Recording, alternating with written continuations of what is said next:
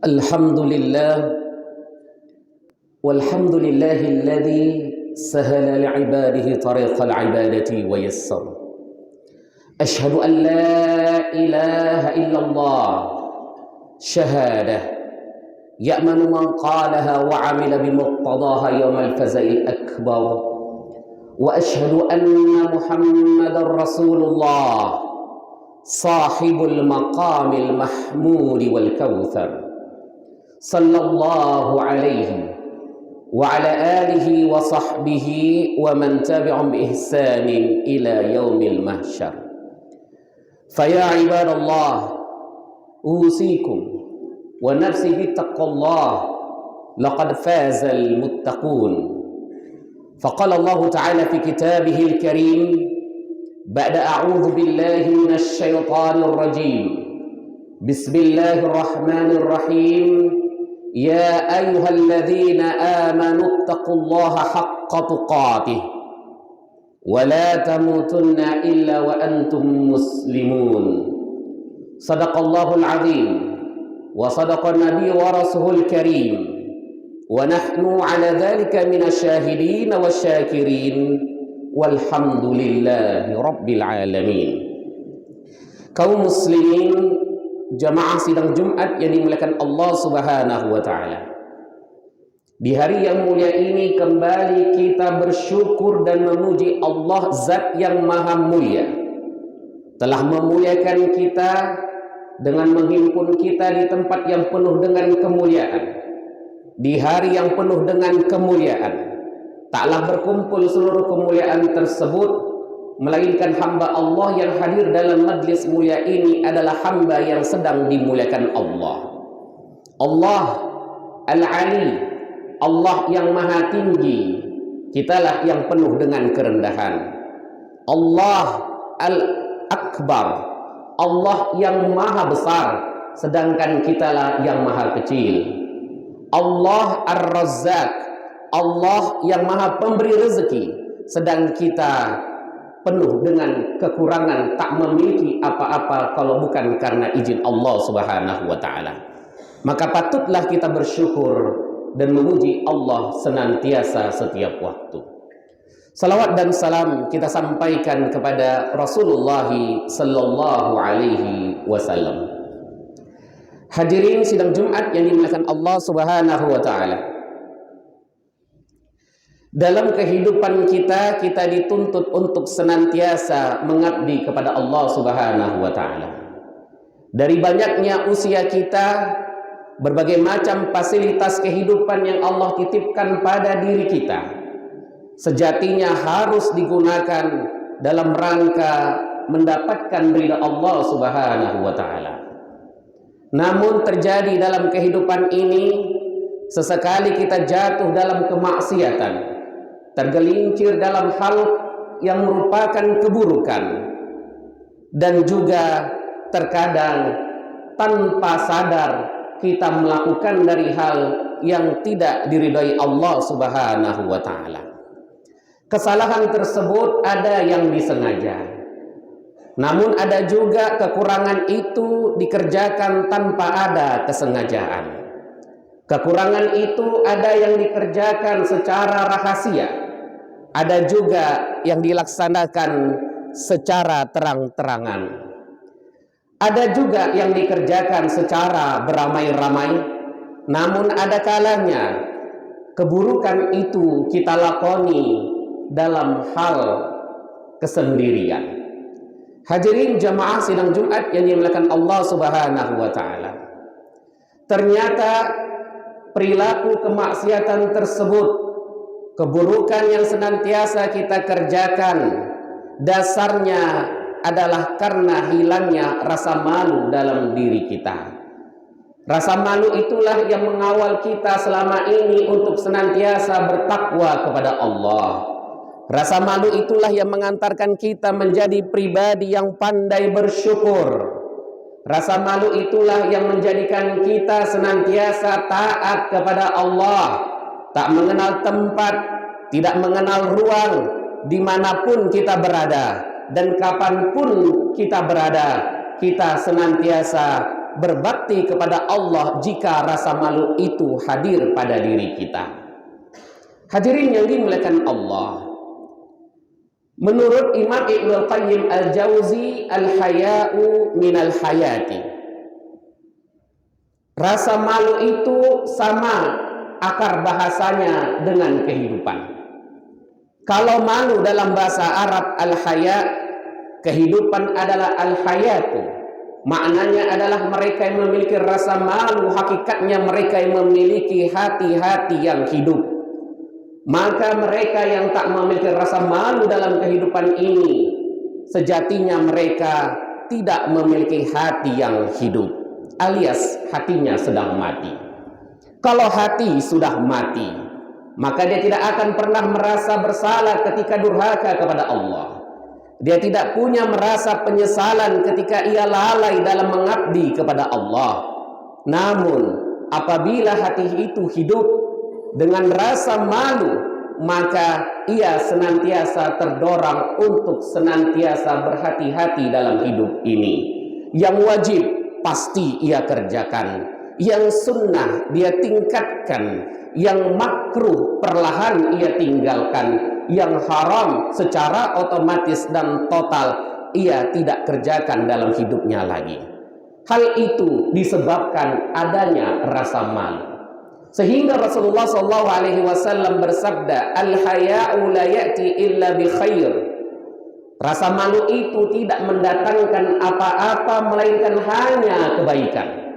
Orang yang memiliki rasa malu maka dia akan senantiasa dikawal dengan kebaikan-kebaikan. Yang ia pikirkan adalah kebaikan, yang terlintas dalam hatinya adalah kebaikan, yang digerakkan oleh tangannya adalah kebaikan, yang dilangkahkan oleh kakinya adalah kebaikan. Seluruh potensi yang ia miliki senantiasa ia lakoni untuk senantiasa mengerjakan kebaikan-kebaikan. Sehingga pada masa Rasulullah SAW terdapat seorang sahabat yang memiliki rasa malu yang tinggi. Ada orang yang ingin melecehkannya. Rasulullah pun melarang, dakhu fa innal haya'a minal iman. Tinggalkan, jangan ejek dia, karena sesungguhnya rasa malu itu bagian daripada keimanan. Maka mereka yang memiliki rasa malu, sesungguhnya ia telah memiliki keimanan yang baik. Rasulullah SAW dalam satu hadis yang diriwayatkan oleh Imam Muslim bersabda, al-iman bid'un wa sab'una atau bid'un wa sittuna syu'bah. Fadluha qawlu la ilaha illallah wa adnaha imatatul adha 'anit tariq wal haya'u syu'batun minal iman. Rasulullah SAW bersabda, iman itu memiliki 70 lebih atau 60 lebih cabang. Yang paling afdal, yang paling utama adalah la ilaha illallah. Tiada Tuhan selain Allah. Yang paling rendah adalah menghindarkan gangguan di jalanan. Dan rasa malu adalah salah satu bagian daripada keimanan. Hadirin sidang Jumat, maka ukurlah diri kita. Bercerminlah kepada hati kita. Apakah rasa malu itu sudah melekat pada diri kita sehingga kita pun menjadi pribadi terbaik dalam hidup ini, mengerjakan hal-hal yang diridhai oleh Allah Subhanahu wa taala. Barangkali kita sudah merasa bahwa kita sudah menjadi orang yang baik, memiliki rasa malu yang tinggi dalam hidup ini. Mari kita dengarkan nasihat Rasulullah SAW yang disampaikan kepada sahabat. Rasulullah SAW bersabda, istahyu minallahi haqqal haya. Milikilah rasa malu yang benar kepada Allah. Para sahabat bingung, bukankah kami selama ini telah memiliki rasa malu? Mereka berkata, qalu inna nastahyi ya Rasulullah. Qala laysa dhalik. Nabi pun menjawab, bukan itu yang kumaksud. Walakin man istahya minallahi haqqal haya falyahfadhir ra'sa wa ma hawa wal yahfadhil batna wa ma wa'a wal yadhkuril mauta wal bila. Mereka yang memiliki rasa malu yang sejati rasa malu yang hakiki kepada Allah, mereka yang menjaga kepalanya dan apa yang terdapat di dalam kepalanya itu. Dia menjaga perutnya dan apa yang terdapat di sekitar perutnya itu, dan dia senantiasa mengingat kebinasaan dan kematian. Hadirin jamaah yang dimuliakan Allah Subhanahu wa taala. Rasulullah dalam hadis Imam Ahmad dan Tirmizi tersebut mengatakan, ternyata mereka yang memiliki rasa malu yang benar kepada Allah dalam hidup ini, yang pertama, mereka adalah yang menjaga kepala dan apa yang terdapat dalam kepalanya tersebut. Apa yang terdapat dalam kepala kita? Di dalam kepala kita terdapat mata, terdapat lisan, terdapat telinga, dan juga terdapat buah akal pikiran. Maka orang yang memiliki rasa malu, dia akan menjaga matanya tersebut. Dia akan berhati-hati bahwa yang ia lihat, dia pastikan adalah sesuatu hal yang tidak mengundang murkanya Allah. Matanya dia jaga, dia tundukkan pandangannya, dia hentikan ketika mata itu merasa nikmat melihat dari hal yang tak halal bagi dirinya. Orang yang memiliki rasa malu kepada Allah, dia akan menjaga lisannya. Lisan itu akan ia kunci untuk bergunjing. Lisan itu ia tahan untuk mengungkap aib orang lain. Lisan itu dia jaga untuk berdusta. Lisan itu dia pelihara dari fitnah dan mengadu domba. Mereka yang memiliki rasa malu kepada Allah, dia akan menjaga telinganya. Telinganya tidak lagi akrab dari hal-hal yang dibenci oleh Allah Subhanahu wa taala. Begitu juga dia akan menjaga akal dan pikirannya. Yang ia pikirkan, yang ada di dalam isi kepalanya hanyalah kebaikan-kebaikan, sehingga dia termasuk dari orang-orang yang memiliki rasa malu kepada Allah. Hadirin yang dimuliakan Allah, yang kedua kata Rasulullah, mereka yang memiliki rasa malu adalah mereka yang menjaga perut dan apa yang di sekitar perutnya. Maka yang di sekitar perut ada kemaluan, ada juga kaki dan juga tangan. Mereka yang punya rasa malu yang benar kepada Allah, dia akan menjaga perutnya tersebut. Dia pastikan yang ia masukkan ke dalam perutnya bersumber dari hal yang halal. Begitu juga yang ia nafkahkan kepada keluarganya adalah sesuatu yang benar-benar terjamin kebaikannya di sisi Allah Subhanahu wa taala. Dia jaga tangannya. Tangan ini tidak mengambil yang bukan haknya. Tangan ini tidak menyakiti atau menzalimi orang lain. Tangan ini tidak pernah untuk digoreskan dari perkara yang mendatangkan mudarat dalam kehidupan dunia dan akhirat. Orang yang memiliki rasa malu, dia akan menjaga kakinya. Dia akan berhati-hati kemana ia akan melangkah. Dia pastikan kaki ini hanya ke tempat-tempat yang diridai Allah. Kaki ini dia gunakan untuk melangkah ke rumah-rumah Allah, melaksanakan sholat berjamaah di masjid sekitar rumah kita, atau puncaknya kita antarkan kaki kita ini untuk memijak dan tawaf di sekitar Baitullah. Hadirin sidang Jumat yang dimuliakan Allah Subhanahu wa taala. Hakikat yang ketiga mereka memiliki rasa malu kepada Allah adalah mereka yang senantiasa mengingat kebinasaan, mengingat hari kematiannya. Wallahi, kita semua yang hadir dalam majlis Jumat ini kelak akan kembali kepada Allah. Kelak akan kita pertanggungjawabkan dari seluruh amal ibadah kita, perbuatan-perbuatan kita semenjak kita dilahirkan sampai nanti kita menghadap kepada Allah. Malulah kepada Allah apabila Allah berikan nikmat kepada kita, Allah hadirkan rezeki kepada kita, Allah jadikan kita hamba-hamba yang beruntung dalam hidup ini, tapi kita tidak pernah datang kepada Allah dengan rasa malu, sehingga rasa malu itu menjaga diri kita. Hadirin jamaah sidang Jumat yang dimuliakan Allah Subhanahu wa taala. Orang-orang yang tak memiliki rasa malu dalam hidup ini, Rasulullah sallallahu alaihi wasallam bersabda, "Inna mimma adrakan nasu min kalamin nubuwatil ula, idza lam tastahyi fasna ma syi'ta. Sesungguhnya ungkapan yang sejak Nabi terdahulu telah mengetahuinya sampai Rasulullah adalah satu ungkapan: jika kau tak memiliki rasa malu, maka kerjakan sesuai dengan kehendakmu. Para ulama memahami hadis tersebut kepada beberapa pemahaman. Yang pertama, yaitu maknanya lil khabar, atau suatu informasi, bahwa mereka yang mengerjakan sesuka hatinya di dunia ini tanpa memikirkan dosa, tanpa memikirkan neraka atau surga, ridho ataupun kebencian, mereka adalah yang tak memiliki rasa malu. Makna yang kedua, bahwa apabila rasa malu sudah tidak ada lagi pada diri kita, maka kerjakanlah sesuai dengan kehendak kita. Kerjakanlah sesuai dengan angan-angan kita, sesuai dengan nafsu kita.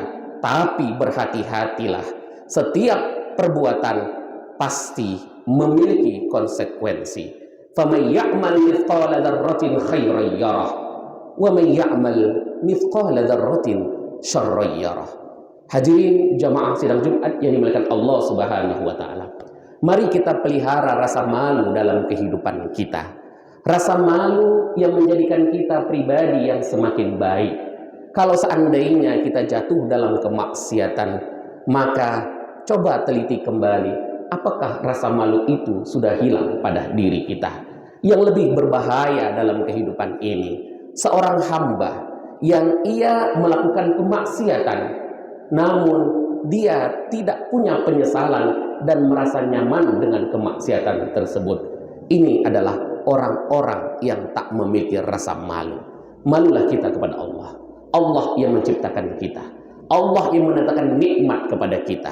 Begitu mudahnya Allah berikan kita kenikmatan, begitu mudah pula Allah jika hendak menghinakan kita, untuk memiskinkan kita, untuk mengkerdilkan kita, untuk menjadikan kita hina di mata manusia.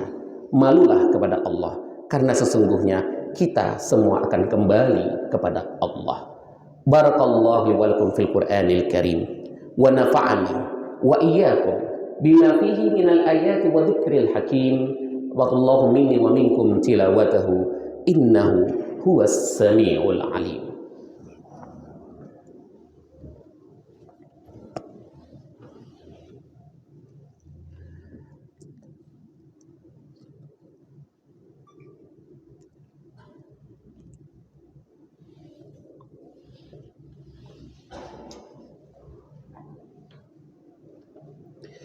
Alhamdulillah, walhamdulillahilladzi khalaqana fi ahsani taqwim. Asyhadu an la ilaha illallah wa huwa rabbuna rabbul arsyil karim, wa asyhadu anna muhammadar rasulullah al-mab'utsu rahmatan lil alamin. Allahumma salli wa sallim wa barik ala sayyidina Muhammad wa ala alihi wa sahbihi wa man tabi'ahum bi ihsanin ila yaumiddin. Faya ibadallah, istahyu minallahi haqqal haya, istahyu minallahi haqqal haya, tadkhulul jannata bissalam. Faqala Allah Ta'ala fi kitabihil karim, inna Allah wa malaikatahu yusalluna 'alan nabi, ya ayyuhalladzina amanu sallu 'alaihi wa sallimu taslima. Allahumma salli 'ala sayyidina Muhammad wa 'ala ali sayyidina Muhammad, kama sallaita 'ala sayyidina Ibrahim wa 'ala ali sayyidina Ibrahim, wa barik 'ala sayyidina Muhammad wa 'ala ali sayyidina Muhammad, kama barakta 'ala sayyidina Ibrahim wa 'ala ali sayyidina Ibrahim fil 'alamin innaka Hamidun Majid. Wardallahum 'anil khulafa'ir rasyidin Abi Bakr wa Umar Uthman wa Ali wa 'an kulli sahabati Rasulillah ajma'in.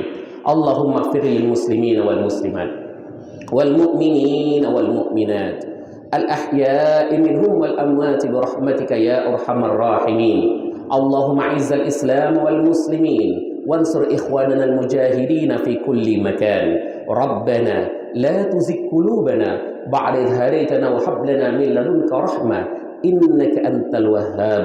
Rabbana atina fid dunya hasanah wa fil akhirati hasanah wa qina adzaban nar. Walhamdulillahi rabbil alamin. Ibadallah, innallaha ya'murukum bil 'adli wal ihsan wa ita'i dzil qurba wa yanha 'anil fahsya'i wal munkari wal baghi ya'idukum la'allakum tadhakkarun. Fadhkurullaha al-'azim yadhkurkum washkuru 'ala ni'amihi yazidkum wa la dzikrullahi akbar. Aqimis shalah.